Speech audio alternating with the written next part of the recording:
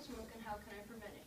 First off, why would you do such a thing? It's a proven fact that 430,000 people each year die from smoking a cigarette.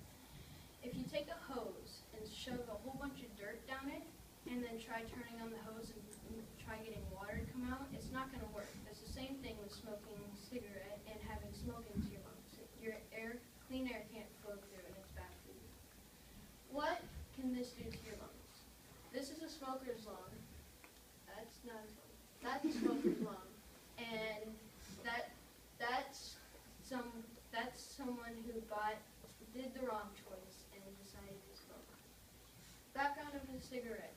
The Mayans and the Aztecs first started the cigarette by stuffing a pipe full of tobacco, lighting it on fire, and breathing the smoke through. As the idea went around the world, it got to the French, and that's where the cigarette came from. And then they came up with the paper to wrap the tobacco in and an easier way to carry it. Which organ does the cigarette affect? It affects the brain, the lungs, eyes, blood vessels, bones, and the mouth.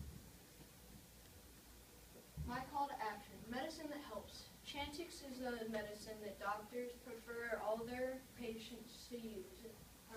These things can help you quit without using medicine. Write down your reasons of why you think it's bad for you to smoke.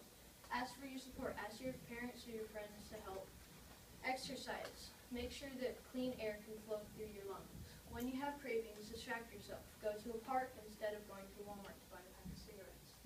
Evidence that people use Chantix, 52.5 found it very helpful, and a few people didn't find it really helpful. This is a graph of people that die each year from smoking. And 31-year-old Brandon started smoking in his mid-teens. By 18, he was diagnosed with Berger's disease, a disordered link to tobacco use that causes blood vessels in the hands and feet to become blocked and result in an infection or gangrene. 9 years later, after losing both his legs and several fingertips to this terrible disease, he quit smoking for good. Smoke-free for 9 years now, Brandon hasn't had any more amputations